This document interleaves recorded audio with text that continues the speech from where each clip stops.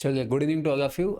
CA foundation के बच्चों, आपके लिए बिजनेस लॉ का आज से डेली बेसिस पे 7 बजे शाम को अपना रिवीजन बैच स्टार्ट होने वाला है। एंड ये 20 डेज़ का बैच होगा जिसमें आपको अराउंड 70 मार्क्स की मैं गारंटी दूंगा। अब ये 20 डेज़ में अपन क्या क्या करने वाले, मैं आपको बेसिक आइडिया बताता हूँ। सबसे पहले first, welcome to all the CA foundation students. अभी अपने पास एग्जैक्ट अराउंड 25 डेज़ बचे। उसमें से 20 डेज़ अगर मैं कहूँ कि अपने को सीए फाउंडेशन की जो बैच है उसमें लॉ सबसे डिफिकल्ट बच्चों को जाता है, जिसमें पॉइंट्स बच्चों के पास नहीं होते। बच्चों को बहुत टेंशन आता है कि आंसर कहाँ से स्टार्ट करना है, एग्ज़ाम में क्वेश्चंस कैसे आते हैं। तो ये आपको प्रोग्राम मैं ये 20 दिन में बताने वाला हूँ।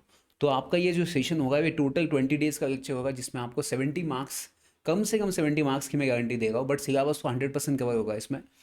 तो सबसे आगे फर्स्ट अपन ये 20 डेज़ में क्या करने वाले हैं।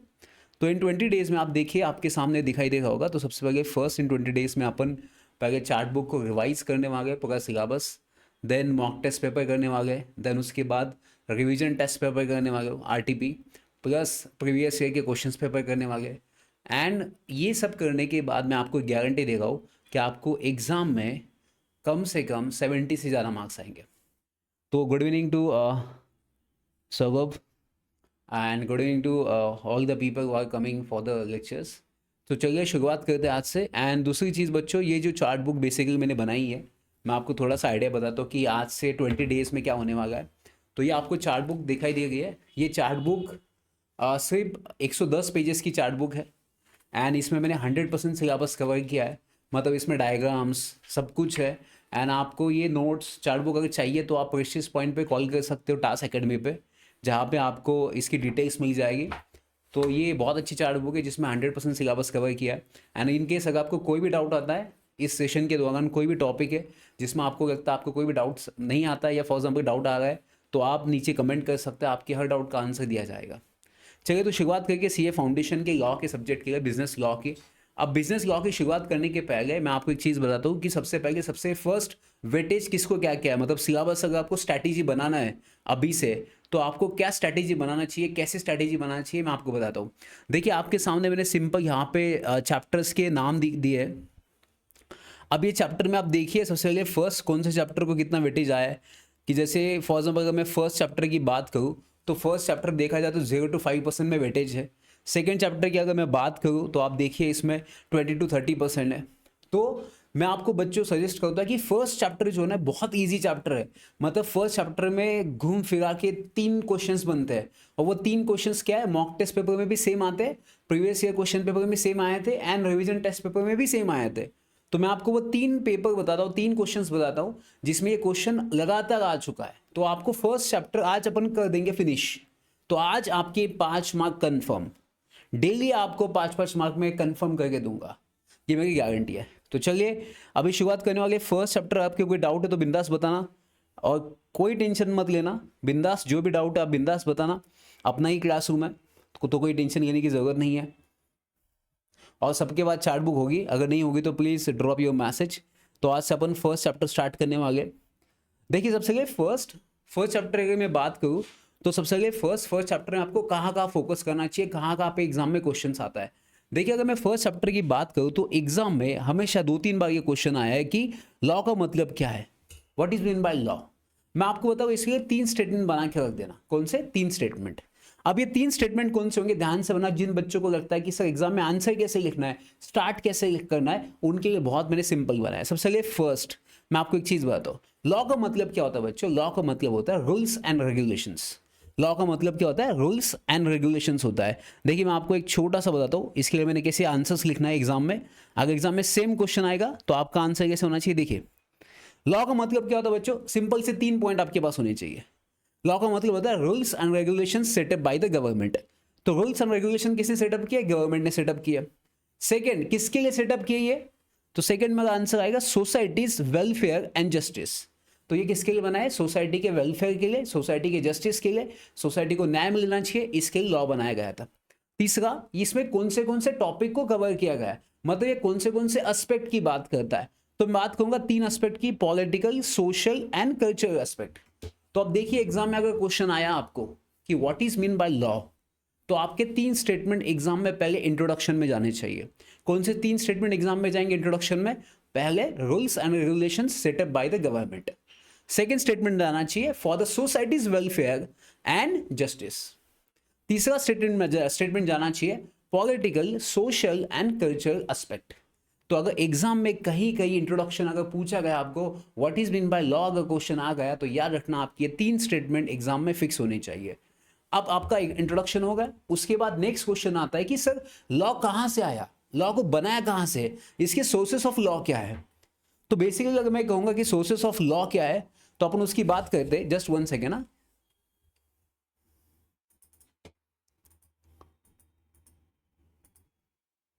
अब सोर्स ऑफ लॉ क्या है, बहुत सारे बच्चों ने पूछा सर सोर्सेस ऑफ लॉ क्या है, लॉ कहां से आया है सर। अगर मैं सोर्सेस ऑफ लॉ की बात करूं तो सबसे पहले फर्स्ट मैं बात करूंगा 6 सोर्सेस की है। कौन सा सोर्स है? पहला कॉन्स्टिट्यूशन। आपने जो इंडिया में लॉ आया था वो कहां से आया था? कॉन्स्टिट्यूशन से आया था। सेकेंड पॉइंट कस्टम्स, जो पुराने टाइम पे ट्रेडिशंस थे, बहुत सारे ओल्ड लॉज थे जो लोगों ने सेट किए थे सोसाइटी ने, वहां से भी लॉ आया है। तो अपना पहला क्या है? कॉन्स्टिट्यूशन से लॉ है। सेकेंड कस्टम से आया। तीसरा जुडिशियल डिसीजन। अब जुडिशियल डिसीजन की मतलब क्या होता है बच्चों की, जो कोर्ट ने डिसीजन पास किए उसमें से भी बहुत सारे लॉ बनाए गए। जैसे फॉर एग्जांपल इंडिया में शादी का एज जो है बेसिकली 18 एंड 21 है, मतलब 18 for girls and 21 for boy. तो ये जो आपने देखा होगा ये किसी केस में पास किया होगा, किसी जजमेंट में पास किया होगा, तो it is a source of law जिससे अपन ने लॉ बनाया होगा। फोर्थ क्या आता है बच्चों? पार्लियामेंट। पार्लियामेंट का मतलब क्या होता है? लोकसभा, राज्यसभा एंड प्रेसिडेंट जब कंसेंट देता है उसके बाद वो लॉ बनाया जाता है। नेक्स्ट क्या होता है बच्चों? Government of India act. Government of India act का मतलब क्या होता है बच्चों? इसमें ना जो आपकी पावर है वो पावर डिस्ट्रीब्यूट की गई थी, किसके पास? सेंट्रल के पास, स्टेट के पास। इस पावर को डिस्ट्रीब्यूट किया गया था under the government of India act 1935। तो ये एक्ट पास किया गया था जिसमें पावर को डिस्ट्रीब्यूट किया गया था। एंड लास्ट जो सोर्स ऑफ लॉ है वो है फेडरल कोर्ट, मतलब सुप्रीम कोर्ट। तो अपने पास इंडिया में लॉ कहां कहां से आया था, क्या क्या सोर्स है जहां से इंडिया में लॉ आया है, एंड लॉ का मतलब क्या है। एग्जाम में ये कंफर्म क्वेश्चन आता है बच्चों, और सीधा 6 मार्क के क्वेश्चन आया है। आप कोई भी क्वेश्चन पेपर उठा के देख लेना, आपको ये 6 मार्क का क्वेश्चन में दिखाता हूं तो मेरे कम से कम यहाँ पे 9 पॉइंट्स हो गए। कितने पॉइंट्स हो गए? 9 पॉइंट्स हो गए सिर्फ 6 मार्क के लिए। और याद रखना आपको उसमें से 5.5 मार्क, 5 मार्क कंफर्म मिल जाएंगे। तो मुझे एक बात बताइए, अगर एग्जाम में क्वेश्चन दिखा आपको what is mean by law, तो आपके 3 स्टेटमेंट। पहला rules and regulation set up by the government, किसके लिए बनाए? For the societies welfare and justice. तीसरा पॉइंट, इसमें कौन से एस्पेक्ट आते हैं? Political, social and cultural aspect. आपने 3 पॉइंट खत्म। फिर जैसे ही नीचे लिखोगे सोर्स ऑफ लॉ क्या है। अगर सोर्स ऑफ लॉ की बात करूं तो अपने पास 6 सोर्स ऑफ लॉ है जिसमें से अपन ने लॉ को मतलब कॉपी किया। फॉर एग्जाम्पल जहां से अपने को लॉ मिला है, तो सबसे पहले फर्स्ट कॉन्स्टिट्यूशन, सेकंड अपना आएगा कस्टम्स, जो पुराने लॉज थे, जो ट्रेडिशंस थे। तीसरा जुडिशियल डिसीजन, जो कोर्ट ने डिसीजन पास किए होंगे। चौथा आएगा parliament, Lok Sabha, Rajya Sabha and president. And fifth आएगा गवर्नमेंट ऑफ इंडिया एक्ट 1935, जिसमें आपको पावर्स को डिस्ट्रीब्यूट किया गया है सेंट्रल एंड स्टेट के बीच में। एंड लास्ट आएगा 6, वो आएगा सुप्रीम कोर्ट। तो देखिए मैं आपको ना एक क्वेश्चन दिखाता हूँ, और लगातार एग्जाम में ये क्वेश्चन आया है। देखिए अपन इमीडिएटली मॉक टेस्ट पेपर देखेंगे, प्रीवियस ईयर के क्वेश्चन पेपर देखेंगे, एंड मैं आपको इमीडिएट बताऊंगा। अब मैं आपके सामने दिखाता हूँ अभी का लेटेस्ट 2026 का, मतलब 2025 का पेपर था, अभी मई में जो पेपर हुआ था वो क्वेश्चन पेपर मैं आपको दिखाता हूँ, जिसमें एक क्लियर कट क्वेश्चन पूछा था। पहले अपन उल्टा जाएंगे, सितंबर फिर मई का question paper, then last year का क्वेश्चन पेपर।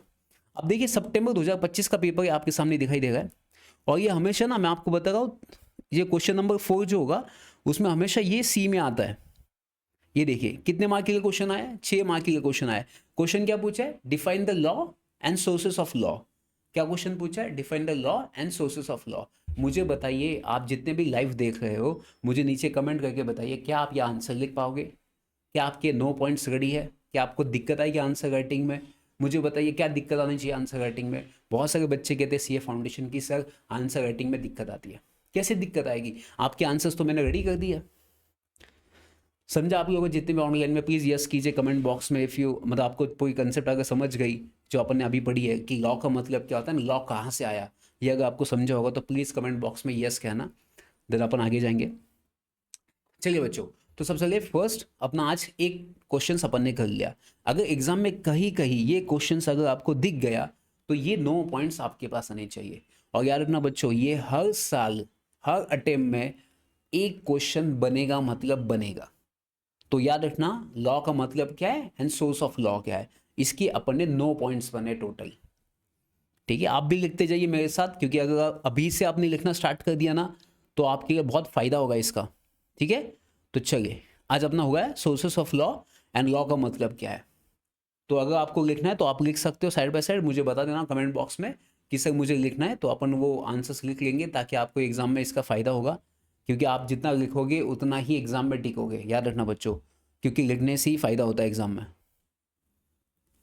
चलिए, thank you so much Ajay, Vaishnavi. चलिए, तो अपना पहला क्वेश्चन होगा लॉ का मतलब क्या है। अब देखिए बच्चों, नेक्स्ट पॉइंट, एग्जाम में कहीं ना कहीं और एक क्वेश्चन आया गया था कि इंडिया में लॉ कैसे बनाते हैं, मतलब इंडिया में लॉ कैसे पास किया जाता है, इसकी प्रोसेस के बारे में बताइए सर। ये एक क्वेश्चन आया था एग्जाम में। इमीडिएटली मैं आपको क्वेश्चंस भी दिखाऊंगा। तो सबसे पहले first, what is the process of law. तो बच्चों सबसे पहले फर्स्ट जो लॉ बनाया जाता है ना उसे लॉ नहीं कहते हैं। याद रखना बच्चों, सबसे पहले फर्स्ट प्रोसेस आएगा बिल। इसे अपन क्या कहते हैं बच्चों, इसे बिल कहते हैं। सबसे पहले क्या कि इंट्रोड्यूस किया जाता है, बिल इंट्रोड्यूस किया जाता है। बिल कहाँ पे इंट्रोड्यूस किया जाता है, लोकसभा में। तो एग्जाम में अगर क्वेश्चंस आया कि लॉ कैसे बनाते, लॉ को पास कैसे करते, तो मेरा पहला पॉइंट आना चाहिए कि bill introduce in the Lok Sabha, पहला पॉइंट। देन लोकसभा में डिबेट होगा, डिस्कशन होगा, फिर उसके बाद उसको पास किया जाएगा। एंड लोकसभा ने पास करने के बाद वो कहाँ जाएगा बच्चों, राज्यसभा के पास जाएगा।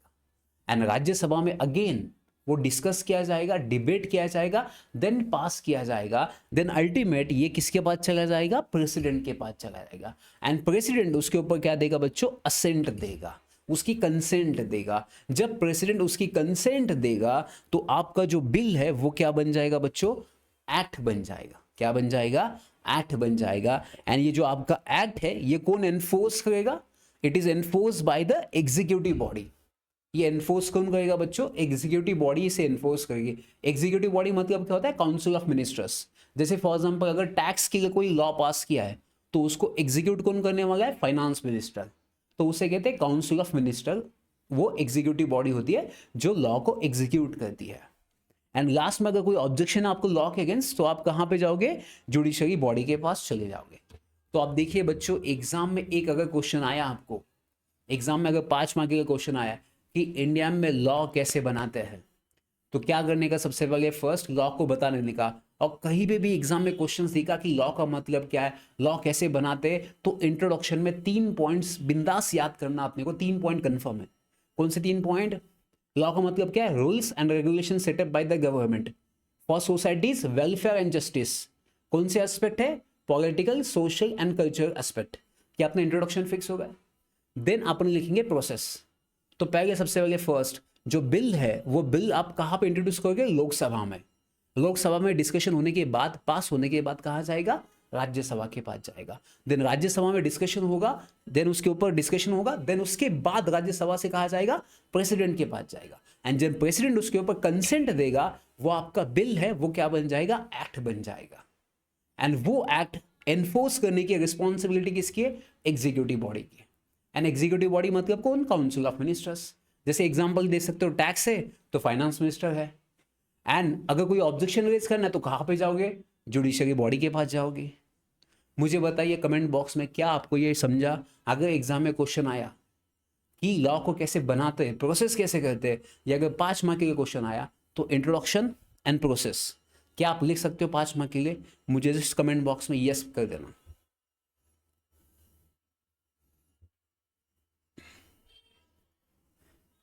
ठीक है, चलिए। तो बच्चों ये क्वेश्चंस ना मैंने बहुत बार देखा है, हर जगह पे देखा है कि लॉ बनाने की प्रोसेस क्या है सर, ये 5 मार्क का क्वेश्चन लिखना कैसे। जिन बच्चों के दिमाग में ये क्वेश्चन आता है ना एग्जाम के टाइम पे कि अगर मुझे आता तो सब कुछ है सर, बट मुझे लिखना नहीं आता है सर, समझ नहीं आता है कहाँ से स्टार्ट करना है, तो इन बच्चों को मैं एक ही आंसर देना चाहता हूँ, आपके पॉइंट्स रेडी नहीं है, इसकी वजह से आपको दिक्कत आती है। मुझे बताइए, अगर मेरी कंसेप्ट क्लियर है, मुझे सब कुछ आता है, फिर भी मैं क्यों नहीं लिख पाता, बिकॉज मेरे पास पॉइंट्स नहीं है। आप मुझे एक बात बताइए, आंखें बंद कीजिए, मुझे बताइए कि आप प्रोसेस को 5 मिनट में नहीं एक्सप्लेन कर सकते हो, 5 मिनट रिवाइज नहीं कर सकते, बिकॉज आपके पास पॉइंट्स रेडी है। ये सुनो, अभी अपने पास कितने पॉइंट्स हो गए, ये 7, एंड लॉ का इंट्रोडक्शन 3 पॉइंट्स, कितने हो गए 10, सफिशिएंट है 5 मार्क के लिए। चलिए, तो समझा आपको यहां तक लॉ कैसे बनाते, प्रोसेस कैसे किया जाता है। चलिए अब नेक्स्ट बच्चों, नेक्स्ट बात करेंगे कितने टाइप्स के लॉ इंडिया में सर, कितने टाइप्स के लॉ इंडिया में होता है। तो सबसे पहले फर्स्ट मैं बात करूंगा क्रिमिनल लॉ की। इस पे भी एग्जाम में 5 मार्क के लिए क्वेश्चन आया बच्चों। पहले 2 क्वेश्चंस तो मैंने बता दिए, कौन से 2 क्वेश्चंस, लॉ का मतलब क्या है, सोर्स ऑफ लॉ क्या है। सेकंड कौन सा क्वेश्चन आ सकता है बच्चों एग्जाम में, कि कितने टाइप्स के लॉ हो सकता है, ये भी एग्जाम में क्वेश्चन बन सकता है। तो अभी कितने टाइप्स के लॉ होते हैं, तो सबसे पहले फर्स्ट अपन देखेंगे क्रिमिनल लॉ। कौन सा लॉ देखेंगे बच्चों अपन, अभी क्रिमिनल लॉ देखेंगे। देखिए 5 पॉइंट मैंने रेडी कर दिया आपके लिए, कुछ नोट्स बिट्स देखने की जरूरत नहीं, चार्ट बुक्स में मैंने 5 पॉइंट बना दिया आपके लिए। सर ये लॉ कहाँ से, मतलब क्रिमिनल लॉ क्या होता है, तो सबसे पहले फर्स्ट पॉइंट, क्रिमिनल लॉ क्या होता है बच्चों, सबसे पहले फर्स्ट पॉइंट आपको एग्जाम में जाके स्टेटमेंट बनाना है सिर्फ, आपका क्रिमिनल लॉ क्या माना जाएगा, पब्लिक रॉन्ग माना जाएगा। जो पब्लिक के अगेंस्ट है, जो पब्लिक इंटरेस्ट के अगेंस्ट किया जाएगा, उसे क्रिमिनल लॉ कहते हैं, उसे क्या कहते हैं, क्राइम कहते हैं। तो क्रिमिनल लॉ के अंडर क्या आता है बच्चों, पब्लिक रॉन्ग आता है, मतलब पब्लिक इंटरेस्ट आता है। सेकेंड अगर मैं बात करूं, ये पनिशमेंट करता है। ये क्या करता है बच्चों, ये पनिशमेंट करता है। मतलब क्रिमिनल लॉ का मेन इंटेंशन क्या है, पनिश करना, किसी को पनिशमेंट देना। बिकॉज यहाँ पे जो भी क्राइम होंगे उसके लिए पनिशमेंट ही दी जाएगी। बिकॉज कुछ कुछ लॉज में क्या होता है पता है, प्रोहिबिट किया जाता है, मतलब उसको रोका जाता है। बट क्रिमिनल लॉ में क्या किया जाता है, पनिश किया जाता है। इसका मेन इंटेंशन है पनिशमेंट करना। तो फर्स्ट पॉइंट क्या, पब्लिक रॉन्ग। सेकेंड पॉइंट क्या है, पनिशमेंट। तीसरा पॉइंट क्या बच्चों, ये कहां पे डिफाइन है, आईपीसी, इंडियन पेनल कोड 1860 के अंडर डिफाइन। फोर्थ पॉइंट क्या बच्चों, ये अगर आपको इसकी प्रोसेस देखनी डिटेल में कि कोर्ट में कैसी प्रोसेस की जाती है, लिटिगेशन कैसे फाइल किया जाता है, केस कैसे होता है, एविडेंस कैसे फाइल किया जाता है, तो ये सब अगर देखना है तो कहां पे देखने को मिलेगा, क्रिमिनल प्रोसीजर कोड 1973। इसमें आपको पूरा प्रोसेस देखने को मिलेगा। एंड लास्ट इसके एग्जाम्पल आप देख सकते हो, मर्डर, थेफ्ट, रेप। अब मुझे एक बात बताइए, अगर एग्जाम में क्वेश्चन आया टाइप्स ऑफ लॉ, 5 मार्क के लिए क्वेश्चन आता, मैं गारंटी दूंगा टाइप्स ऑफ लॉ, उसमें से पहला टाइप क्या है, क्रिमिनल लॉ। अब देखिए अपने पास ना 3-4 टाइप्स के लॉ है, और एक एक लॉ के अगर आपने 5-5 पॉइंट भी बना लिया ना तो 20 पॉइंट होते हैं, तो 5 में से 4 मार्क आपके कंफर्म हो जाएंगे, मैं गारंटी देगा। तो एग्जाम में अगर क्वेश्चन आया टाइप्स ऑफ लॉ 5 मार्क के लिए, तो पहला लॉ कौन सा होगा, क्रिमिनल लॉ। तो क्रिमिनल लॉ के 5 पॉइंट मेरे साथ आप भी रिवाइज करना, लिख लेना, आज की आज आपका टॉपिक खत्म, वापस पढ़ने की जरूरत नहीं, सिर्फ इसको रिवाइज कर दीजिए, गारंटी दे रहा हूं मैं। सबसे पहले फर्स्ट, क्रिमिनल लॉ का मतलब क्या है, पब्लिक रॉन्ग, जो पब्लिक के अगेंस्ट। सेकंड पॉइंट क्या बच्चों, इसमें पनिशमेंट डिफाइन किया, इसका मेन इंटेंशन है पनिशमेंट करना। सेकंड क्या बच्चों, कहां पे डिफाइन किया, आईपीसी के under, Indian penal code 1860। Sir इसकी प्रोसेस कहाँ है, इसकी एविडेंस, जो लिटिगेशंस केसेस होंगे, वो उसकी जो प्रोसेस होगी वो कहाँ पे मेंटेन किया है, कहाँ पे मेंशन किया है, तो वो होगा criminal procedure code 1973। And last इसकी एग्जांपल दे देना, मर्डर, थेफ्ट, या आप बता देना। कितने पॉइंट्स हो गए अपने, 5 पॉइंट। जो बताइए कमेंट बॉक्स में, क्या आपको क्रिमिनल लॉ सबको क्लियर है, एम आई क्लियर, सबको क्रिमिनल लॉ क्लियर है, सब कुछ अच्छे से बता देना। जैसे अपने कंसेप्ट क्लियर हो जाएंगे, इमीडिएट मैं आपको क्वेश्चन पेपर दिखा दूंगा कि एग्जैक्ट सेम क्वेश्चंस आए। चलिए अपना क्रिमिनल लॉ हो गया, सबके 5 पॉइंट आपने लिख लिया एग्जाम में आ गए तो। और जिन बच्चों को दिक्कत आती है एग्जाम में लिखने की, टेंशन मत लीजिए, ऐसे पॉइंट्स बना दीजिए और एग्जाम में जाके सिर्फ इसके स्टेटमेंट बनाने आपको। समझा सबको, कमेंट बॉक्स में यस मेंशन कर देना। चलिए बच्चों नेक्स्ट बात करेंगे बच्चों, सेकंड टाइप का जो लॉ आता है वो सिविल लॉ आता है। सर सिविल लॉ का मतलब क्या होता है, आपने यहां तो बता दिया sir criminal law. Criminal law का मतलब क्या होता है बच्चों, मैंने बता दिया था कि यहाँ पे फिजिकल फोर्स यूज किया जाता है। यहाँ पे जनरली क्या यूज किया जाता है बच्चों, फिजिकल फोर्स यूज किया जाता है। यहाँ पे क्या यूज किया जाता है बच्चों, जनरली फिजिकल फोर्स यूज किया जाता है इस केस में। बट सिविल लॉ में क्या होता है बच्चों, बेसिकली सिविल लॉ की अगर मैं बात करूं, यहाँ पे आपके राइट्स की बात की जाती है। राइट्स मतलब क्या, जैसे फॉर एग्जांपल ये प्रॉपर्टी मेरी है, ये प्रॉपर्टी यूज करने का राइट मेरे पास है। जब आपके राइट का कोई वायलेशन करता है तो वो मैटर कहाँ पे आएंगे, सिविल लॉस में आएंगे। तो सिविल लॉ बेसिकली आपको प्रोहिबिट करता है।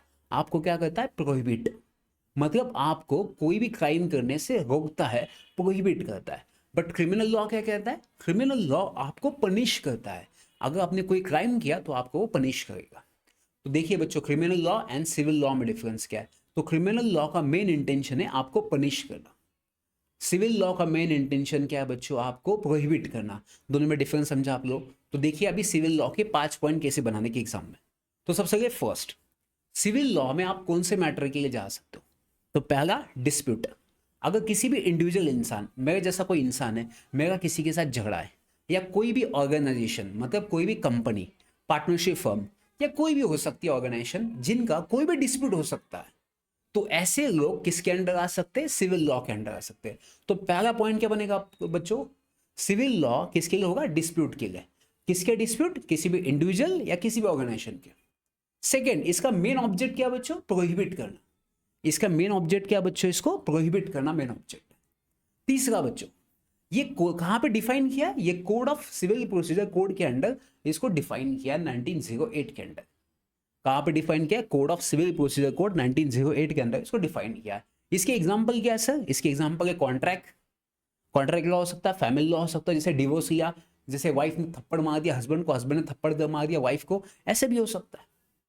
इसको आप डिफेमेशन का भी एग्जांपल ले सकते हो, डिफेमेशन भी हो सकता है, किसी ने गाली गलौज कर दिया, माँ बहन की गाली कर दी, उसकी इज्जत उछाल दी, इसका मतलब ये सिविल लॉ के अंडर आ जाए। तो 5 पॉइंट अपने रेडी भाई साहब, एग्जाम 20 दिन के बाद है, एग्जाम में 5 मार्क का क्वेश्चन पक्का आएगा। टाइप्स ऑफ लॉ 5 मार्क के लिए, अपने 10 पॉइंट तो अभी हो गए, क्रिमिनल लॉ के 5 हो गए, सिविल लॉ के 5। सिविल लॉ का पहला पॉइंट क्या है, डिस्प्यूट, किसका, किसी भी इंडिविजुअल किसी भी ऑर्गेनाइजेशन का। सेकेंड, ऑब्जेक्ट, क्या ऑब्जेक्ट है अपना, प्रोहिबिट करना। थर्ड, ये किसके अंडर आता है, सिविल प्रोसीजर कोड 1908 के अंडर आता है। सर कौन से लॉ आते हैं इसमें, contract law, family law. Sir इसका एग्जांपल डिफेमेशन, किसी को गाली गलौज देना। तो देखिए 2 टाइप की अपन ने ये कर लिया है। Sir tomorrow is my CMA foundation exam, please sir pray for me. जो भी है, गेमिंग आपके सीएमए फाउंडेशन की एग्ज़ाम है, तो मैं आपको ऑल द बेस्ट कहूँगा, अच्छे से देना एग्ज़ाम। एग्ज़ाम इज डिफ़िकल्ट नहीं होती है, अपना माइंड सेट वैसा होना चाहिए। क्योंकि आप सोचिए मेरा भी 55% था 12th में, still I did CS MBA, तो आप भी कर सकते हो। सिर्फ कॉन्फिडेंट रहना, जो भी CMA फाउंडेशन एग्ज़ाम देगा। अभी नेक्स्ट महीने से अपन भी CMA फाउंडेशन स्टार्ट करने वाले। चलिए, तो अपने सिविल लॉ के 5 पॉइंट हो गए बच्चों, फिर अपने क्रिमिनल लॉ के भी 5 पॉइंट हो गए, अपने 10 पॉइंट अभी रेडी हो गए। सबने लिख लिया, सबको समझा, प्लीज समझा तो प्लीज कमेंट बॉक्स में यस मेंशन कर देना।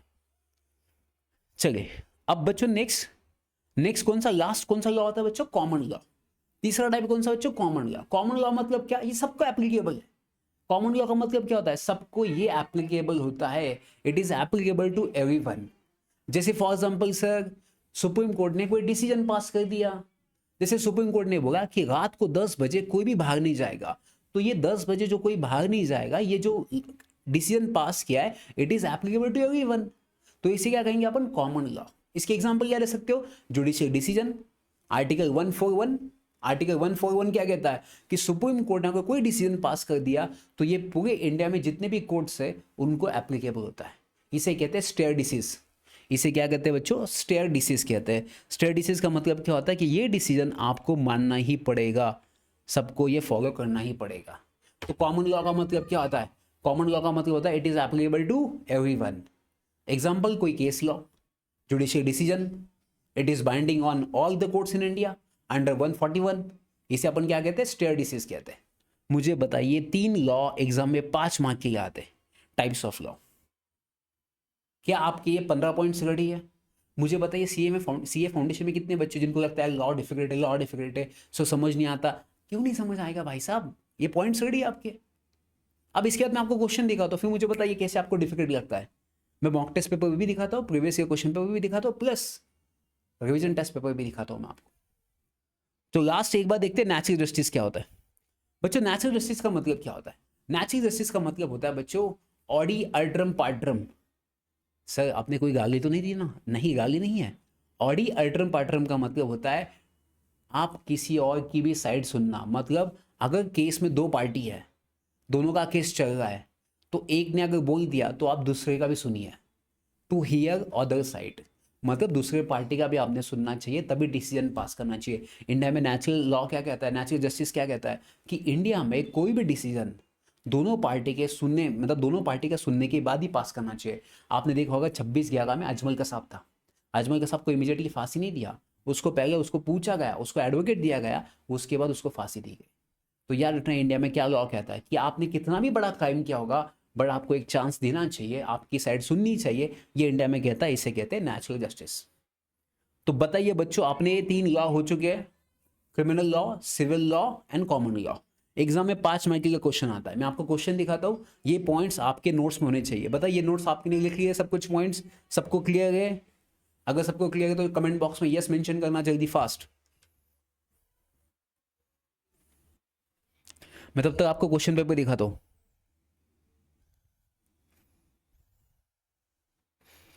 चलिए, एग्जाम में हमेशा क्वेश्चन नंबर 4C इसी के ऊपर आया है।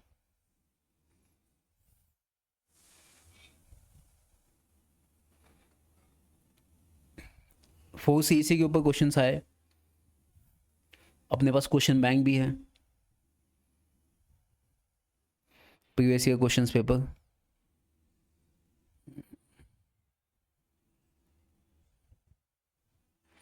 एक मिनट, चलिए जल्दी से, अगर आपको समझा तो प्लीज़ चार्ट बॉक्स में मेंशन कर देना। देखिए मैंने ये मॉक टेस्ट पेपर भी आपके लिए डाउनलोड करके रखे हैं, ये मॉक टेस्ट पेपर भी आप देख सकते हो। देखिए 6 मार्क का क्वेश्चन आया है मॉक टेस्ट पेपर में। कितने मार्क का क्वेश्चन आया है? 6 मार्क का क्वेश्चन आया है। यार ना क्वेश्चन नंबर 4C ये हमेशा फर्स्ट चैप्टर पे ही होगा। देखिए क्या क्वेश्चन पूछा मॉक टेस्ट पेपर में, explain in brief various types of law in the Indian legal system. अब मुझे एक बात बताइए, मैंने आपको 15 पॉइंट्स बना के दी है, 15 पॉइंट्स। कितने मार्क का क्वेश्चन है? 6 मार्क का क्वेश्चन है। अब मुझे बताइए क्या दिक्कत आनी चाहिए आपको, क्यों आपको लॉ डिफिकल्ट लगता है? सिविल लॉ के 5 पॉइंट, क्रिमिनल लॉ के 5 पॉइंट, कॉमन लॉ के 5 पॉइंट। क्या करने का? बिंदास ऐसा डायग्राम बनाने का, civil law, common law, criminal law. Civil law prohibit करता है, क्रिमिनल लॉ पनिश करता है। Civil law defamation, criminal law murder करना। क्या है इसमें?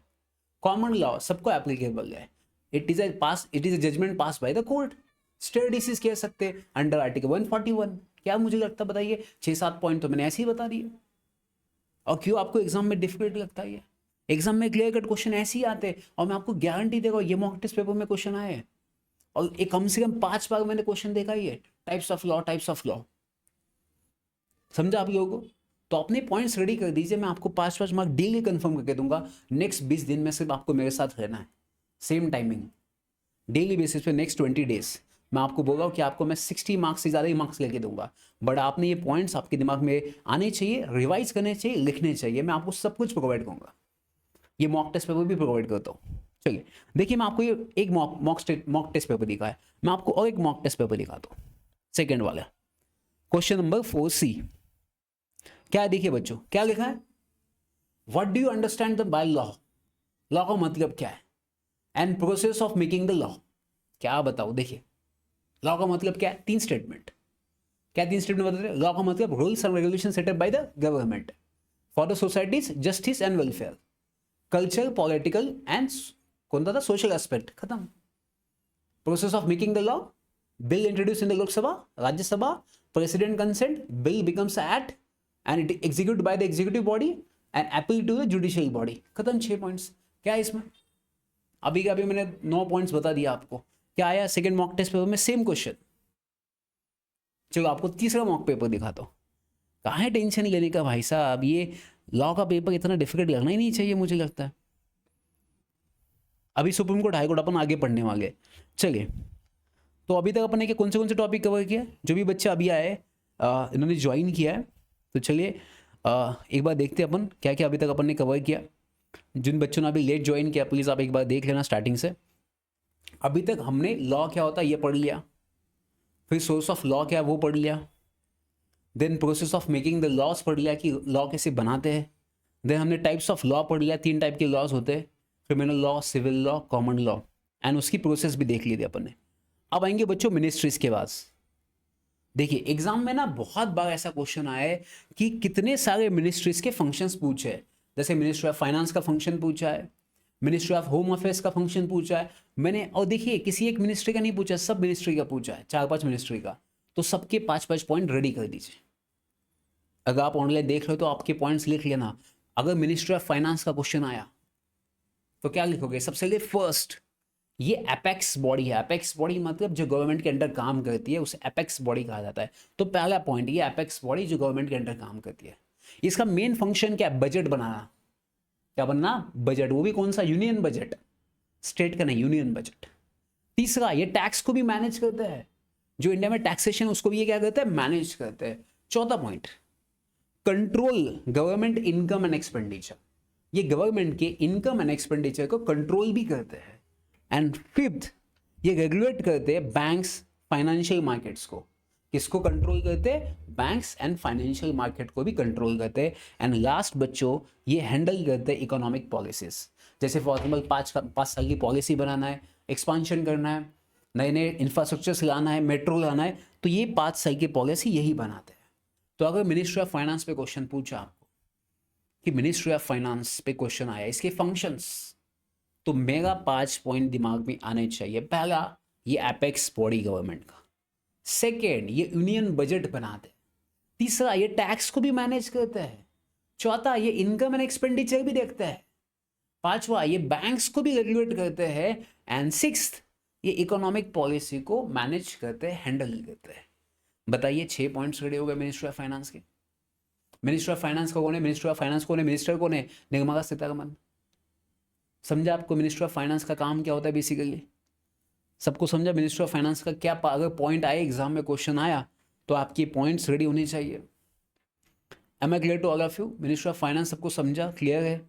यस मैसेज कीजिए कमेंट बॉक्स में। चलिए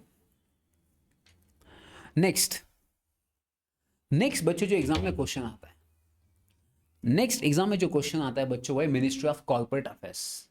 ये एमसीए होता है क्या सर?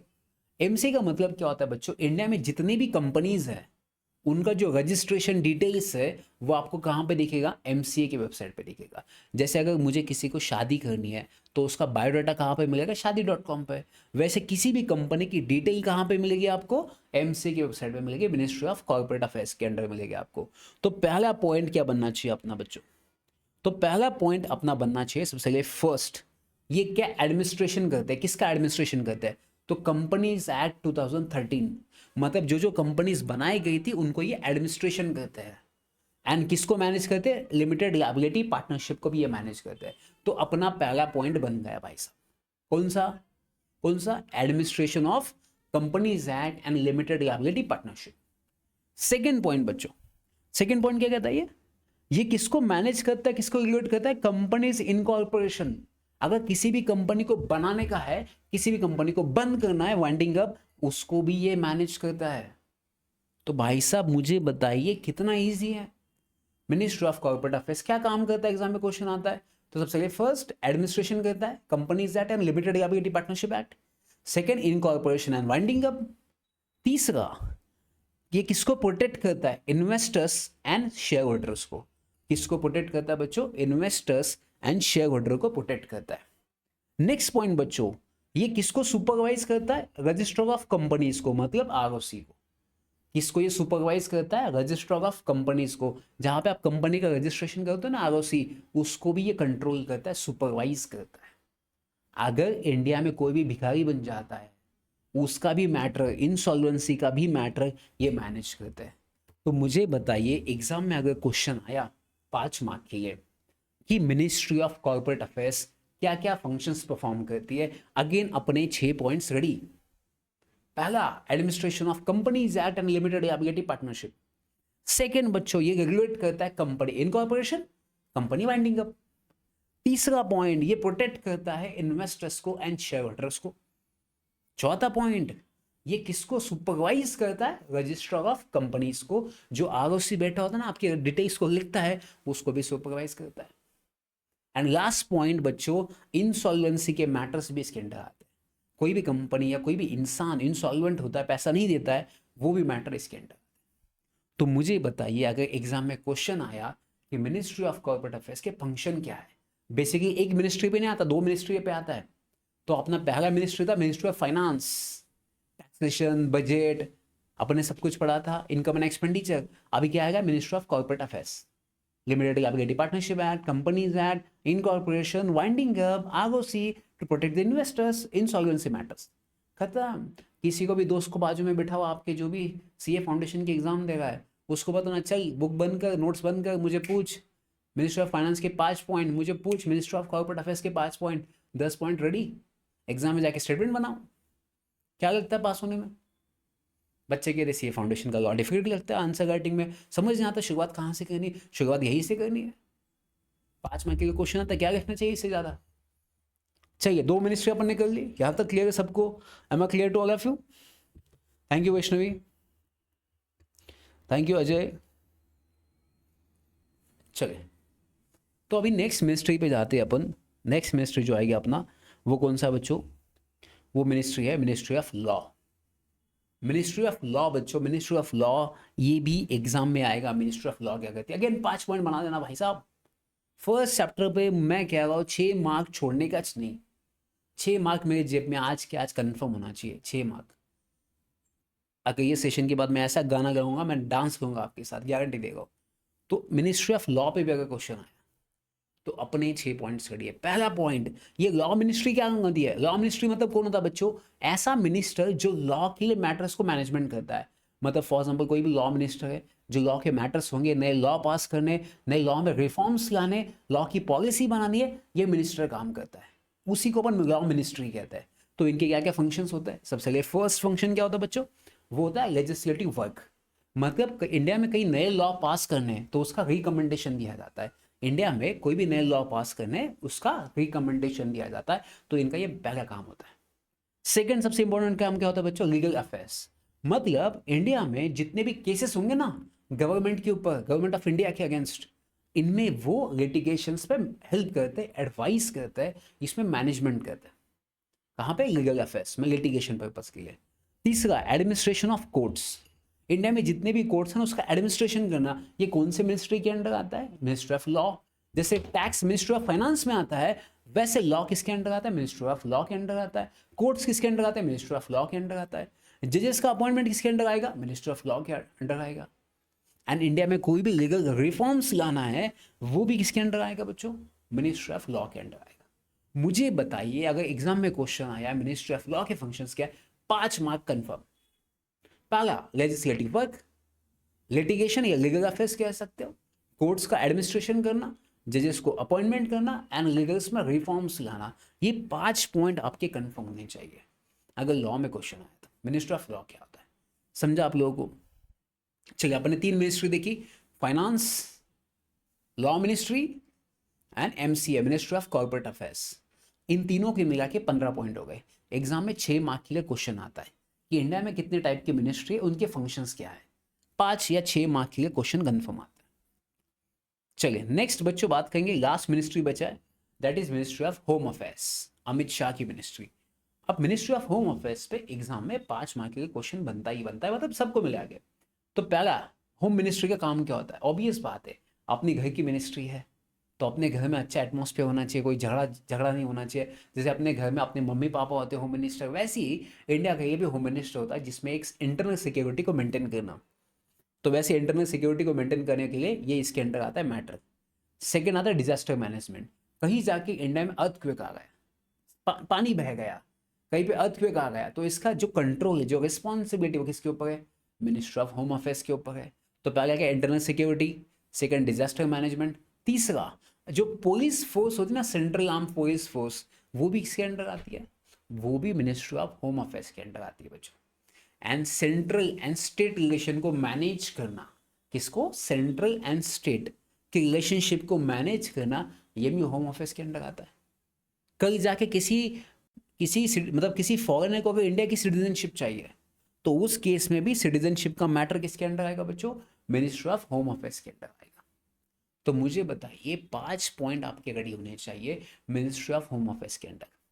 पहला, internal security, second disaster management, तीसरा सेंट्रल आर्म पुलिस फोर्स, चौथा central and state relationship, and fifth citizenship. ये 5 मैटर है जो किनके अंडर आते हैं? मिनिस्ट्री ऑफ होम अफेयर्स के अंडर आते हैं। अब मुझे बताइए, अपन ने कितनी मिनिस्ट्री देखी? 4। चारों के 5-5 पॉइंट मिला के कितने हो गए? 20। क्वेश्चन कितने मार्क का आता है? 6 मार्क। चलो आ जाओ, क्वेश्चन भी दिखा दे तो आपको क्या होगा कि सर तो ऐसी बात कर रहे हैं। चलो मैं आपको क्वेश्चन दिखाता हूँ। एंड मुझे बताइए वो कौन बच्चे जो कहता है कि मुझे आंसर राइटिंग नहीं आता, मुझे पॉइंट्स नहीं याद आते सर एग्जाम में। अब इतने पॉइंट्स आपको मैंने लिख के दिए, बता दिए, कैसे याद नहीं आएंगे? देखिए सिंपल चीज़ बताओ, एग्जाम में बैठे हो, आंखें बंद कीजिए 2 मिनट के लिए, एग्जाम में बैठे हो, क्वेश्चन आया, functions of ministry of finance, taxation, budget, income expenditure, खत्म, 3-4 पॉइंट्स आ गए। मिनिस्ट्री ऑफ लॉ, जजेस का अपॉइंटमेंट करना, कोर्ट को मैनेजमेंट करना, लीगल अफेयर्स करना, लीगल रिफॉर्म्स लाना, क्या है उसमें? MCA, companies act, LLP act, insolvency matters, incorporation, ROC को सुपरवाइज करना, खत्म। 4-4-16 पॉइंट हो गया आपके, 6 मार्क के लिए क्वेश्चन आता है। तो मैं आपको यही कह रहा हूँ कि ऐसे पॉइंट्स अगर आपके रेडी होंगे ना, कोई भी एग्जाम में आपको डिफिकल्टी नहीं आएगा। चलो, तो मिनिस्ट्री यहाँ पर खत्म हो गया अपनी मिनिस्ट्री। एग्जाम में मिनिस्ट्री पे क्वेश्चन आता है, मैं आपको दिखा देता हूँ एक बार क्वेश्चन, आप बोलोगे सर तो ऐसी बात करें, मैं बिना बात के आपको पहली बात, देखिए मई 2025 में क्वेश्चन आया था, मई 2025 में क्वेश्चन आया था, क्या क्वेश्चन आया था बच्चों? What are the functions played by the important ministry of finance, ministry of corporate affairs, ministry of law, इनका मेन फंक्शंस क्या? 3 मिनिस्ट्री पूछी एंड इनके फंक्शंस पूछे। कितने मार्क के लिए पूछा है बच्चों क्वेश्चन? 6 मार्क के लिए पूछे।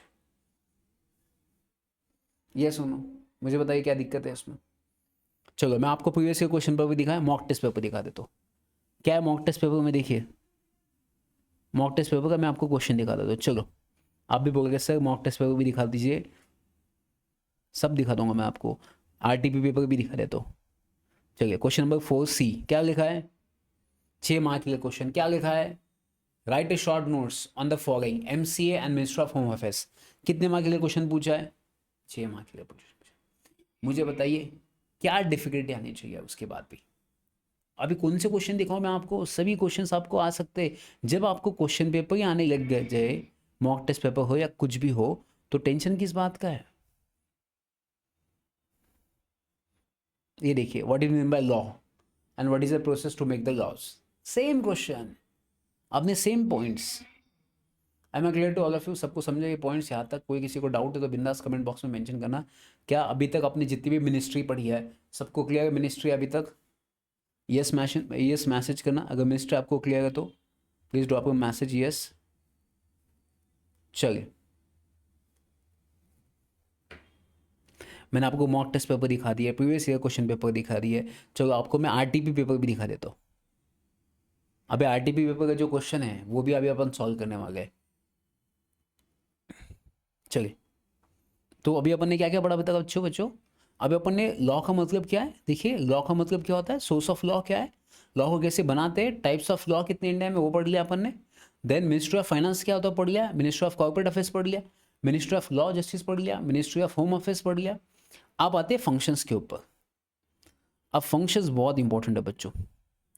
क्या फंक्शंस इंपॉर्टेंट है? क्योंकि ये फंक्शंस ना एग्जाम में अगेन 5 मार्क के क्वेश्चन आता है। चलिए तो सबसे पहले फर्स्ट बात करेंगे रिजर्व बैंक ऑफ इंडिया का फंक्शन क्या है। और ये मैं आपको कह रहा हूँ बस, ये टॉपिक है जो और इम्पोर्टेंट है। रिजर्व बैंक ऑफ इंडिया के फंक्शंस क्या है?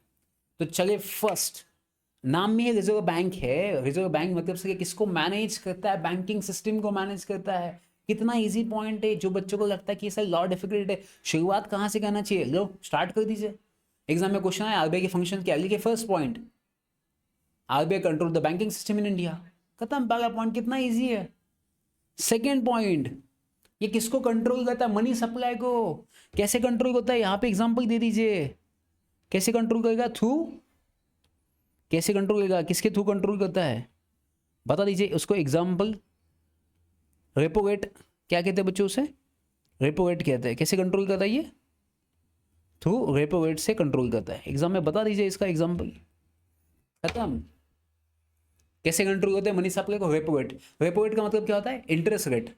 अगर मुझे एक बात बताइए, इंडिया में जो लोन मिलता है ना, वो लोन अगर महंगा हो जाएगा तो कोई पैसा नहीं लेगा ना, और जो डिमांड वो कम हो जाएगी। अगर इंडिया में लोन सस्ता हो जाएगा, मतलब 5% से लोन मिल जाएगा, 10% से लोन मिल जाएगा, तो मार्केट में सभी लोन लेने के स्टार्ट हो जाएंगे। सबको लोन चाहिए भाई साहब। अगर इंडिया में सभी लोन लेंगे तो ऑटोमेटिकली इंडिया में डिमांड बढ़ेगी, पैसा बढ़ेगा। तो इसका मेन फंक्शन क्या होता है? To control the economy, to control the money supply. तो 2 पॉइंट हो गए अपने बच्चों। पहला क्या है? Banking system. सेकंड क्या है? Control the money supply. Example repo rate, repo rate का मतलब क्या होता है? Interest rate on the loan. तीसरा बच्चों सबसे इंपॉर्टेंट क्या होगा? तीसरा पॉइंट होगा to control the main payment system. Payment system मतलब कौन सी? आप जो ऑनलाइन पेमेंट करते हो ना भीम ऐप के थ्रू, या फॉर एग्जाम्पल एनपीसीआई। एनपीसीआई का मतलब क्या होता है? National payment corporation of India. तो बच्चों आरबीआई का मेन फंक्शन होता है कि इंडिया में जितना भी ऑनलाइन पेमेंट होता है उसको कंट्रोल करना, उसको रेगुलेट करना, ये इनका काम होता है। नेक्स्ट बच्चों, जो बैंक में आप डिपॉजिट रखते हो ना उसका भी इंश्योरेंस प्रोवाइड करना, इंश्योरेंस फॉर डिपॉजिट, ये भी आरबीआई का क्या है? मेन फंक्शन है। तो मुझे एक बात बताइए, अगर एग्जाम में क्वेश्चन आया कि आरबीआई के मेन फंक्शंस क्या है, आरबीआई क्या है, तो मेरे दिमाग में सबसे पहले फर्स्ट पॉइंट में लिखूंगा, यहाँ पे एक पॉइंट डबल हुआ है, मैं क्या लिखूंगा? आरबीआई कौन सी बॉडी है? आरबीआई स्टैट्यूटरी बॉडी है। आरबीआई कौन सी बॉडी है? स्टैट्यूटरी बॉडी है। यहाँ पे मैं एक पॉइंट ऐड दूंगा, आरबीआई कौन सी बॉडी है बच्चों? आरबीआई स्टैट्यूटरी बॉडी है, क्योंकि आरबीआई एक्ट पास किया था 1934 में। आरबीआई कब एक्ट पास किया था? 1934 में पास किया गया था। तो चलिए आरबीआई के 5 पॉइंट रिवाइज कीजिए। आरबीआई किसको कंट्रोल होता है? बैंकिंग सिस्टम को। सेकेंड, आरबीआई किसको कंट्रोल होता है? मनी सप्लाई को। किसके थ्रू? Repo rate. तीसरा, आरबीआई कौन सी बॉडी है? Statutory body. स्टैट्यूटरी बॉडी कब पास किया था? एक्ट 1934। आरबीआई कंट्रोल करता है, किसको कंट्रोल होता है? पेमेंट सिस्टम को, एनपीसीआई के थ्रू। आरबीआई डिपॉजिट को क्या प्रोवाइड करता है? इंश्योरेंस प्रोवाइड करता है। क्या प्रोवाइड करता है? इंश्योरेंस प्रोवाइड करता है। 5 फंक्शंस अपने खत्म हो गए। तो मुझे बताइए, अगर एग्जाम में क्वेश्चन आया तो क्या आप नहीं लिख सकते? क्या डिफिकल्टी एग्जाम में आंसर लिखने की आपको लगता है कि और डिफिकल्ट है? मुझे सेशन होने के बाद आप व्हाट्सएप पे बता देना आपको सेशन कैसे लगा। आपका फीडबैक मुझे चाहिए, बहुत इंपॉर्टेंट है आपका फीडबैक। और जिन लोगों को आज भी लगता है ना सर लॉ डिफिकल्ट है, फिर मुझे मैसेज कीजिए कि आपको डिफिकल्ट है, आपको कॉन्फिडेंस नहीं आ रहा है। मैं होने के बावजूद आपको कॉन्फिडेंस कैसे नहीं आऊँगा? मैं आपको देखता हूँ, और ये नेक्स्ट 20 डेज आप मेरे कंट्रोल में होंगे। अगर आपको पास होना है तो लॉ में कोई भी दिक्कत है बिंदास पूछना, मैं यहाँ पे खड़ा हूँ। नेक्स्ट 20 दिन में कौन सा भी टॉपिक हो, कौन सा भी आपका टॉपिक हो, कोई भी चैप्टर हो, कोई भी क्वेश्चन हो, मुझे सिर्फ टेक्स्ट कर देना सर ये टॉपिक में दिक्कत है, फिर देख लीजिए उसकी क्या मजा है जो आपको नहीं आएगा। तो चलिए आरबीआई फंक्शंस हो गया अपने। आरबीआई के इतने फंक्शंस थे, 5 फंक्शंस अपन ने देख लिए। अब नेक्स्ट बच्चों, नेक्स्ट जो फंक्शंस पूछते वो फंक्शंस पूछते आईबीबीआई के। आईबीबीआई मतलब insolvency bankruptcy board of India. Next function किसका है बच्चों?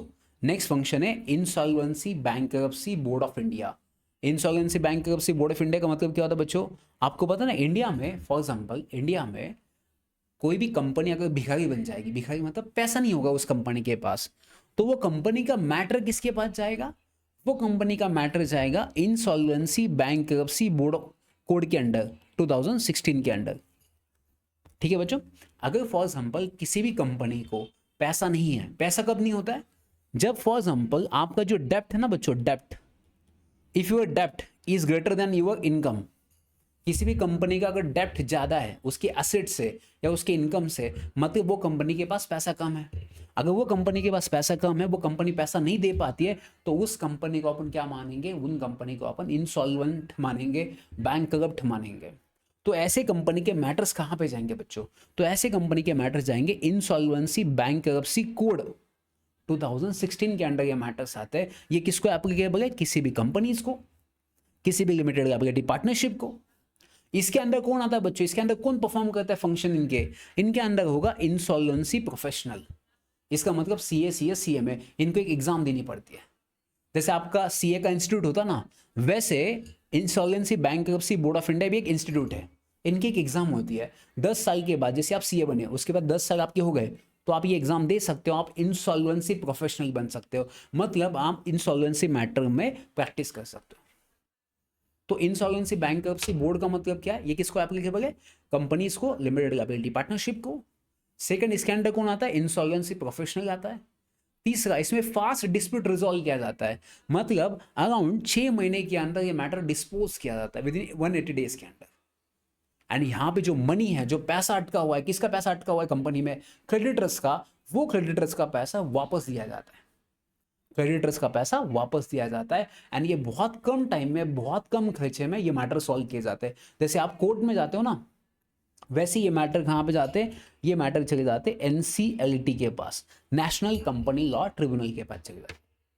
तो मुझे बताइए, अगर एग्जाम में क्वेश्चन आया insolvency bankruptcy board of India का है, तो क्या लिखेंगे अपन? सबसे पहले first, insolvency bankruptcy board of India applicable to companies and limited liability partnership. पहला पॉइंट। तो क्या लगता है आंसर लिखने में कहाँ आपका दिमाग नहीं चलता, मुझे समझ नहीं आता। एग्जाम में क्वेश्चन समझने के बाद अरे मुझे तो आता तो है बट मैं लिखूँ कहाँ से, ये बच्चे आते कहाँ से। अगर क्वेश्चन मुझे दिख रहा है कि insolvency bankruptcy board of India होता क्या है, मुझे पता है कंसेप्ट क्या है, स्टार्ट कीजिए ना। Insolvency bankruptcy board of India is applicable to companies and LLP, पहला स्टेटमेंट स्टार्ट कीजिए। सेकंड स्टेटमेंट, इसके अंडर कौन प्रैक्टिस करता है, इंसॉल्वेंसी प्रोफेशनल, इंसॉल्वेंसी प्रोफेशनल जो रजिस्टर करता है इस बोर्ड के अंडर। तीसरा, इसमें फास्ट डिस्प्यूट रिजॉल्व किया जाता है, कम खर्चा लगता है, एंड इसमें मनी जो पैसा जो क्रेडिटर्स को वापस दिया जाता है। Under the insolvency bankruptcy code money has been given to the creditors. क्या लगता है इसमें लिखने के लिए, मुझे बताए क्यों आपको दिक्कत आती है आंसर राइटिंग में। ऐसे पॉइंट्स अगर रेडी है स्टार्ट करने का, दिमाग में कंसेप्ट ऐसे घुमा मतलब फिक्स कर लेने का। आंखें बंद कर लीजिए। Insolvency bankruptcy board of India क्या है, it is applicable to companies at limited liability partnership. Second, fast dispute resolve हो जाता है। तीसरा, पैसा क्रेडिटर्स को वापस दिया जाता है। चौथा, इसमें इंसॉल्वेंसी प्रोफेशनल्स प्रैक्टिस करते हैं जो कंपनी को वाइंड अप करते हैं, कंपनी का पैसा वापस लेके आते हैं। क्या लगा इसमें, क्या हुआ, क्या मुझे बताइए, क्या है दिक्कत है इसमें, ये सुनो। चलिए, तो अपने आरबीआई देख लिया, अभी अपन देखेंगे सेबी। कौन सा देखेंगे बच्चों, security exchange board of India. एक बचा सिर्फ security exchange board of India. अब देखिए बच्चों, सेबी का अपन देखेंगे, security exchange board of India. अब पहला point, security exchange board of India basically ये एक्ट पास किया गया था 1992 में।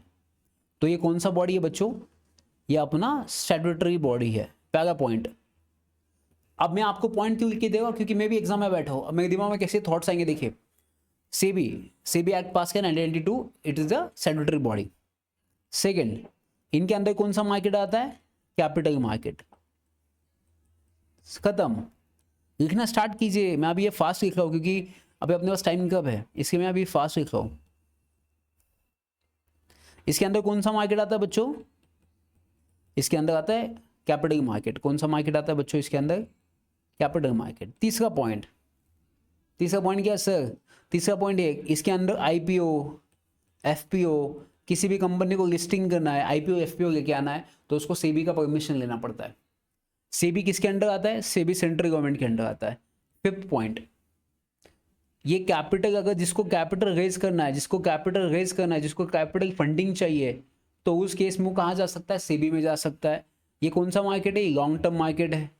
खत्म, 6 पॉइंट्स रेडी। मेरे एग्जाम में बैठ गया, 6 पॉइंट लिख के आया, 5 में से 4 मार्क। खत्म, क्या चाहिए मुझे, क्या डिफिकल्ट लगता है आंसर राइटिंग में, बताइए। सेबी एक्ट पास किया 1992 में, स्टैट्यूटरी बॉडी है।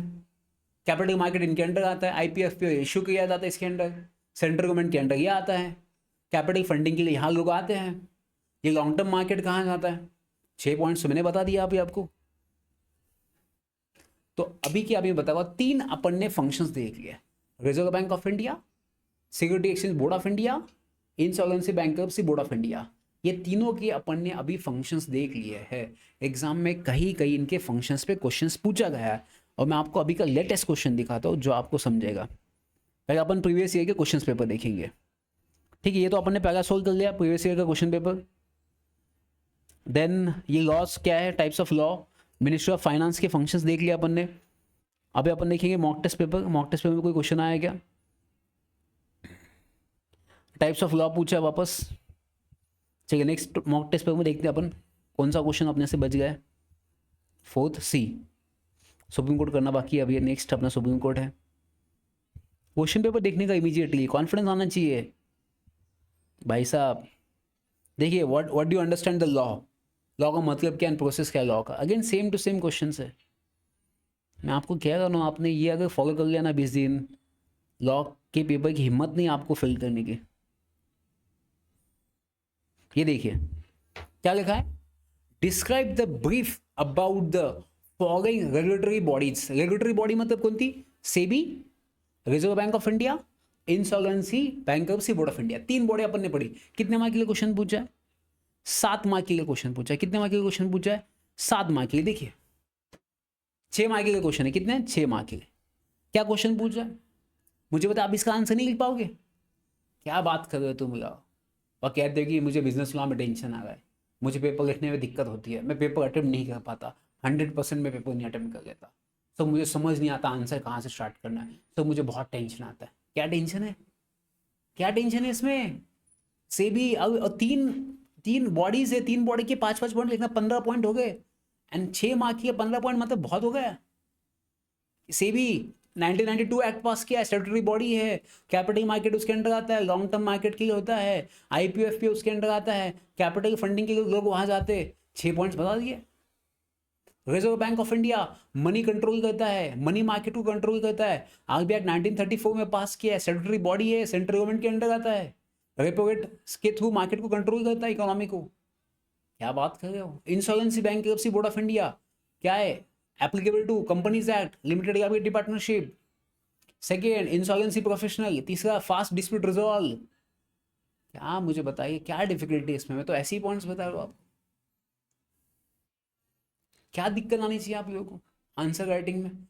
मुझे इतना गुस्सा आता है, आप लोग कहते हैं कि सर यार आंसर ही याद नहीं आता। कैसे नहीं आता? ये पॉइंट्स लिखिए ना, अभी मैंने आपको पॉइंट्स तो बता दिया ना। क्या ये पॉइंट्स क्या है जो मैं अभी आपके लिख के दिए? ये यही तो आपको छापना है सर। क्या दिक्कत है इसमें? इससे और क्या पढ़ाई करने से सीए फाउंडेशन इससे इजी हो सकता है? इतना इजी जिसमें क्वेश्चन भी मैं आपको बताऊँ क्या क्वेश्चन आए। जिन बच्चों को मैं गारंटी दूंगा 20 दिन के अंदर कॉन्फिडेंस वापस नहीं आना, मुझे मैसेज करके बोल देना सर मेरा फिर भी कॉन्फिडेंस नहीं, मैं गारंटी दूंगा आप लोगों को। अगर आपको कॉन्फिडेंस वापस है तो मुझे बता देना। चलिए, लास्ट आज का टॉपिक है, फिर इसके बाद ना ये चैप्टर खत्म हो जाएगा। मैं आपको पूरा फिर सिलेबस दिखा दूंगा कि कहाँ का क्वेश्चन आए। एंड ये होने के बाद, ये आज का सेशन होने के बाद मैं आपको टेक्निक बताऊंगा, ट्रिक बताऊंगा, ध्यान से सुन लेना।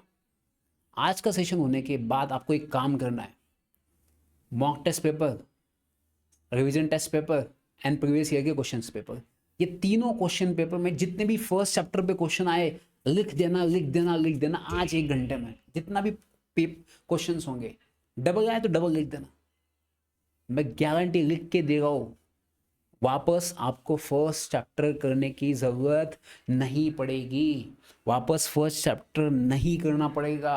आज के आज खत्म हो गया फर्स्ट चैप्टर आपका। 5-6 मार्क 6 मार्क कन्फर्म हो गया आज के आज।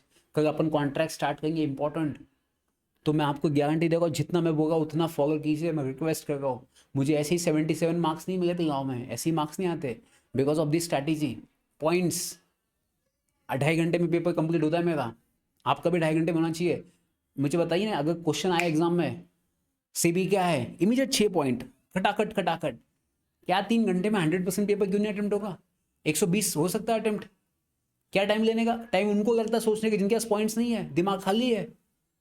कंसेप्ट पता है अपने, तो कंसेप्ट भी पता है, पॉइंट्स भी रेडी है। सी भी आया, ठक दीजिए 6 पॉइंट खत्म। RBI reserve Bank of India 6 point खत्म। क्या चाहिए आपको फर्स्ट चैप्टर? चलिए, सबको समझे यहां तक? सबके डाउट्स क्लियर हो गए? आई होप सबके डाउट्स आज क्लियर होंगे। कोई किसी को डाउट है तो प्लीज़ कमेंट बॉक्स में मेंशन कर देना। एंड जैसे अपना सेशन हो जाएगा please give a feedback on WhatsApp about my revision batch. क्या मैंने कंटिन्यू करना चाहिए? अगर ये कंटिन्यू करना चाहिए तो बता दीजिए, कमेंट कर दीजिए, शेयर कीजिए आपके दोस्तों के साथ, कोई टेंशन मत लीजिए। तो अपन कल सेम टाइम को मिलेंगे। नेक्स्ट चैप्टर कॉन्ट्रैक्ट, जो बहुत डिफिकल्ट लगता है बच्चों को, उसमें तो मैंने ऐसे पॉइंट्स बना के लेके आया ना, भाई साहब बोले सर सपने में भी कॉन्ट्रैक्ट आता है। चलिए लास्ट बच्चों, इंडियन जुडिशियल सिस्टम। मैंने इसके देखिए एग्जाम में कभी भी इंडियन जुडिशियल सिस्टम पे क्वेश्चन आया 5-6 मार्क के लिए। अब कितने टाइप्स के कोर्ट है? High court, supreme court, district court, metropolitan court, 4 court है। कितने पॉइंट्स बनाए मैंने? 4-4, 5-5 पॉइंट बना दिए 4 कोर्ट्स के। कितने हो गए 4 कोर्ट्स के पॉइंट? 16 पॉइंट्स हो गए। क्वेश्चन कितने मार्क के लिए? 6 मार्क के लिए। क्या 16 पॉइंट्स लिखने से बहुत सफिशियंट हो जाता है? क्या चाहिए इसके बाद? चलिए, पहला सुप्रीम कोर्ट। सुप्रीम कोर्ट को बनाया कब? 26 जनवरी 1950 को सुप्रीम कोर्ट को बनाया। कब बनाया? 26 जनवरी 1950 को सुप्रीम कोर्ट को बनाया। पहला पॉइंट।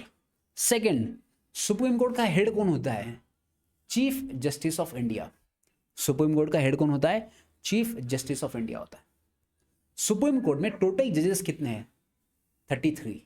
सुप्रीम कोर्ट में टोटल जजेस कितने? 33। सर क्या मैं सुप्रीम कोर्ट में डायरेक्ट जा सकता हूँ? जनरली अपन कैसे जाते हैं? District court, high court, supreme court. क्या सर मैं डायरेक्ट सुप्रीम कोर्ट जा सकता हूँ? Yes. Under which article? Article 32।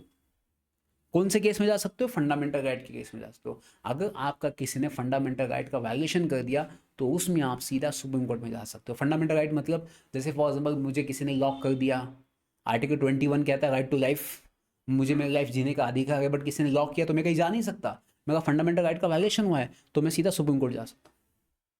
बताइए 4 पॉइंट्स रेडी है सबको? पहला 26 जनवरी 1950 को सुप्रीम कोर्ट लाए। टोटल जजेस कितने सुप्रीम कोर्ट में? 33। इसका हेड कौन है? CJI। क्या इसमें जा सकते हो आप direct supreme court? Yes, under article 32 fundamental right के केस में। चलो और एक पॉइंट ऐड कर दीजिए, सुप्रीम कोर्ट का डिसीजन सभी कोर्ट्स के लिए बाइंडिंग होता है अंडर आर्टिकल 141। 5 पॉइंट रेडी भाई साहब, 5 पॉइंट रेडी। क्या चाहिए? सेकंड क्या आता है बच्चों? सेकंड आता है हाई कोर्ट। अब बच्चों हाई कोर्ट कितने स्टेट में आता है? 25 स्टेट्स में हाई कोर्ट आता है बच्चों। कितने स्टेट्स में? 25 स्टेट्स में हाई कोर्ट है। और हाई कोर्ट का हेड कौन होता है? Chief justice of high court. क्या सर मैं डायरेक्ट हाई कोर्ट जा सकता हूँ? यस, अंडर आर्टिकल 226, 226 के अंदर आप सीधा हाई कोर्ट में जा सकते हो अंडर द फंडामेंटल राइट के केस में। 3-4 पॉइंट्स रेडी में। एक स्टेट को एक हाई कोर्ट होता है, अगर आपकी पॉपुलेशन कम है तो 2 स्टेट को एक हाई कोर्ट हो सकता है, अगर आपकी पॉपुलेशन ज्यादा है तो एक स्टेट में 2 भी हाई कोर्ट हो सकते हैं। मुझे बताइए क्या दिक्कत है? 4 पॉइंट्स रेडी में। सुप्रीम कोर्ट हाई कोर्ट खत्म, क्या है इसमें? और इनके पास कौन सा ज्यूरिडिक्शन है? सुप्रीम कोर्ट हाई कोर्ट के पास कौन सा ज्यूरिडिक्शन है? सबसे पहले फर्स्ट, इसे कहते हैं, एक सेकंड, इनके पास कौन सा ज्यूरिडिक्शन है? इनके पास है ओरिजिनल ज्यूरिडिक्शन। ओरिजिनल मतलब इनके पास डायरेक्ट केस जा सकता है। ओरिजिनल मतलब डायरेक्ट इनके पास आप केस फाइल कर सकते हो, ओरिजिनल ज्यूरिडिक्शन है। इनके पास आप अपील भी कर सकते हो। इनके पास क्या कर सकते हो? आप अपील भी फाइल कर सकते हो भाई साहब। देखिए 2 पॉइंट्स मैंने ऐसे ऐड कर दिए आपके। तीसरा कौन सा वर्ड है बच्चों? District court. Sir district court में कौन से मैटर के लिए जा सकते हो? सर डिस्ट्रिक्ट कोर्ट में अप टू 2 करोड़ रुपए का मैटर। कितने रुपीस का? 2 करोड़। अगर आपका कोई भी मैटर 2 करोड़ रुपए तक है तो आप सीधा कहां जा सकते हो? डिस्ट्रिक्ट कोर्ट के पास जा सकते हो। आंसर 2 करोड़ से ज्यादा मैटर हुआ तो हाई कोर्ट। सर इसमें कौन से मैटर आते हैं? सिविल एंड क्रिमिनल दोनों मैटर आते हैं। चलो बताइए डिस्ट्रिक्ट कोर्ट कितने अमाउंट तक आता है? Up to 2 crore rupees. And 2 crore रुपए से ज्यादा तो कहां जाओगे? High court. एंड कौन से मैटर आते हैं? सिविल एंड क्रिमिनल मैटर्स में आते। यस और नो? एंड अगर डिस्ट्रिक्ट कोर्ट से अगर आपको आप सेटिस्फाइड नहीं हो तो डिस्ट्रिक्ट कोर्ट से कहां जाओगे? सीधा हाई कोर्ट के पास चले जाओगे। समझा आप लोग? अगर हाई कोर्ट ने नहीं सुना तो सुप्रीम कोर्ट के पास चले जाओगे। एंड लास्ट एक कोर्ट आता है, कौन सा? Metropolitan courts. अब मेट्रोपॉलिटन कोर्ट का मतलब क्या होता है? जहां की पॉपुलेशन 10 लाख से ज्यादा है उस एरिया में मेट्रोपॉलिटन कोर्ट्स अपॉइंट किए जाते हैं। बट ये कौन अपॉइंट करता है? High court. कौन अपॉइंट करता है? High court. किसका कंसल्टेशन चाहिए? हाई कोर्ट का कंसल्टेशन चाहिए। एंड यहाँ पे जो बैठेगा उसे क्या कहेंगे? चीफ मेट्रोपॉलिटन जज कहेंगे। इसे क्या कहेंगे? चीफ मेट्रोपॉलिटन जज कहेंगे। बताइए मुझे बच्चों क्या दिक्कत है? मैंने 4 आपको कोड बता दिए। कितने मार्क का क्वेश्चन आता है? 6 मार्क के लॉलीपॉप क्वेश्चन है। सुप्रीम कोर्ट क्या होता है? हाई कोर्ट क्या होता है? डिस्ट्रिक्ट कोर्ट क्या होता है? या मेट्रोपॉलिटन कोर्ट क्या होता है? 6 मार्क के लॉलीपॉप क्वेश्चन है। एक भी क्वेश्चन ऐसा नहीं, अभी ये घर जाने के बाद देख लेना, एक भी ऐसा क्वेश्चन दिखाई जो आपको नहीं आएगा, जिसके पास आपके पॉइंट्स नहीं है, आपको नहीं समझ आ रहा है। मुझे सिर्फ गारंटी, मैं आपको गारंटी दे रहा हूँ, आज की आज ये सेशन खत्म होने के बाद एक भी क्वेश्चन दिखाइए जो आपको नहीं आ रहा है। चलो मैं आपको अभी दिखाऊँ प्रीवियस ईयर के क्वेश्चन पेपर, तीनों प्रीवियस ईयर के क्वेश्चन पेपर क्वेश्चन आ गए। आपने देखे टिक मार्क आपके सामने, टिक मार्क होगा, आप विटनेस हो कि आपने जो किया है। ये अपन ने किया है मिनिस्टर ऑफ फाइनेंस के फंक्शंस आपके सामने कर दिया मैंने। ये क्या बच्चों? जुडिशियरी फंक्शंस कैसे काम करती है इंडिया में वो बता दिया। High court, supreme court, district court, metropolitan जज। ये क्या है? इंडियन लीगल सिस्टम क्या है? Again same. Types of law क्या है? खत्म। तो प्रीवियस ईयर क्वेश्चन पेपर कर दिए, सब कुछ आपको आ गए। चलो मॉक टेस्ट पेपर दिखा दो। मॉक टेस्ट पेपर ये अपन ने पढ़ लिया, फंक्शंस क्या है, रिजर्व बैंक ऑफ इंडिया के फंक्शन क्या है, सेबी के फंक्शंस क्या है। चलो और एक क्वेश्चन दिखा देता हूँ आपको। मॉक टेस्ट पेपर कितने मॉक टेस्ट पेपर दिखाओ? मैं टोटल 8 मॉक टेस्ट पेपर है मेरे पास अभी। क्या है? 4th C, again 4th C क्या है? इनके फंक्शंस बताओ। सेबी के फंक्शंस, आरबीआई के functions, insolvency, bankruptcy, board of India के फंक्शंस। कितने मार्क के क्वेश्चन पूछा है? 6 मार्क। ये भी मैंने कर दिया है tick mark. Next mock test paper, next mock test paper कितना है, 10th मॉक टेस्ट, मतलब देखिए एमटीबी 10th, मतलब ये 10वां मॉक टेस्ट पेपर है जो मैं आपको दिखा हुआ, जितने क्वेश्चन है वो सभी आपको आ गए, एक भी क्वेश्चन ऐसा नहीं कि जो आपको नहीं आ रहा है। क्या लिखा है 4th सी, क्या है 4th सी में, देखिए अपन यहाँ पे 4th सी में देखिए क्या लिखा है, explain the types of law, कितने टाइप्स का लॉ है, criminal law, civil law, common law, छाप दीजिए पॉइंट्स, कितने मार्क किए, 6 मार्क किए।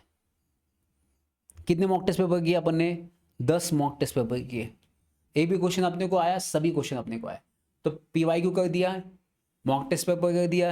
चलो आपको आरटीपी दिखा देता हूँ, रिविजन टेस्ट पेपर, क्या लिखा है पहला क्वेश्चन, फंक्शन ऑफ आरबीआई, क्या पूछा है, फंक्शन ऑफ आरबीआई, आरबीआई कैसे मैनेज करता है इंडिया में, बता दीजिए, रेपो रेट के through, repo rate is nothing but the rate of interest charge by the RBI from the banks and it control the money supply in the market, ये money market को control करते हैं। कितना में question पूछा है, 6 mark, क्या है इसमें, मॉक टेस्ट पेपर दिखा दिया, आरटीपी पेपर दिखा दिया, प्रीवियस ईयर के क्वेश्चन पेपर दिखा दिए, फर्स्ट चैप्टर पूरा कर दिया है, नोट्स भी बना दिए, क्या चाहिए बताइए। अब ये होने के बाद अगर मुझे बोला किसी ने कि सर मुझे क्वेश्चन देखने के बाद नहीं याद आ रहा, मेरे पास पॉइंट्स नहीं है, मुझे लिखने नहीं आ रहा है, एक थप्पड़ मारूंगा मैं अभी बस आज के बाद, नेक्स्ट 20 दिन में मैं आपको गारंटी देखो मार्क्स आने चाहिए। मेरे साथ रोज 20 दिन में आपको आना है 7 बजे, कहीं पे भी हो, किसी भी सिचुएशन में हो, कहाँ बैठे हो, कहीं पे भी हो, चौक में हो, गाड़ी में हो, कहीं पे भी हो, घर पे हो, खाना खा रहे हो, टीवी देख रहे हो, ये सेशन आपको देखना है 7 बजे लाइव। जो लाइव देखेगा उसको लाइव डाउट भी पूछ सकते हो आप।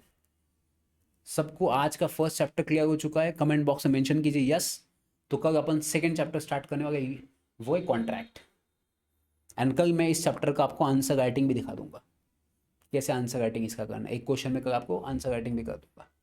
चलिए सबको समझा, यस कह दीजिए, फिर अपन आगे बढ़ते हैं, एंड आपकी फीडबैक हमें बताइए, ताकि अगर ये सेशन कंटिन्यू करना है तो मैं आपका पूरा 100% सिलेबस नेक्स्ट 20 दिन में कंप्लीट कर दूंगा। चलिए, और ये PYQs and MTP and previous year question paper ये आपको मैं भेज दूंगा व्हाट्सएप पे अपने ग्रुप, एंड प्लस कल से अपनी ये चार्ट बुक रेफर करने वाले, कल से अपना ये इंडियन कॉन्ट्रैक्ट एक्ट अपन कल से इसी चार्ट बुक से स्टार्ट करने वाले। ये चार्ट बुक मैंने खास करके contract, sale of goods act, जो बड़े बड़े चैप्टर्स है उसके लिए बनाई है। फर्स्ट चैप्टर के तो मैंने खुद नोट्स बनाए थे, पर सेकंड चैप्टर से मैं आपको इसी में से आपको पढ़ाऊंगा, जो आपको बहुत काम आएगा बच्चों, बहुत काम आएगा। तो कल से अपन इसी चैप्टर से बात करने वाले, ठीक है। तो कल अपना इंडियन कॉन्ट्रैक्ट एक्ट स्टार्ट हो जाएगा, तो कल अपन मिलेंगे सेम टाइमिंग में। Thank you so much, give your feedback and please share with your friends, जो भी जिन्होंने क्लास नहीं लगा होगा, जिसने बिजनेस लॉ में दिक्कत है जिसको भी, तो वो आज का सेशन देखने के बाद मैं गारंटी दे रहा हूँ, आपको कसम से कह रहा हूँ कि 20 दिन के बाद अपनी आज ऐसे खड़े होंगे जहाँ पे अपने को हर क्वेश्चन आएगा। मैंने एक भी क्वेश्चन नहीं छोड़ा आज, सभी क्वेश्चन दिखा दिए गारंटी के साथ। चलिए, थैंक यू सो मच बच्चों, एंड आप लोग सेशन में रहे कंटिन्यूस, मुझे अच्छा लगा और ऐसे ही कंटिन्यू रहते जाइए, एंड बहुत अच्छा लगा। Thank you so much, like the session, share कीजिए, कमेंट कीजिए। Thank you so much, bye bye.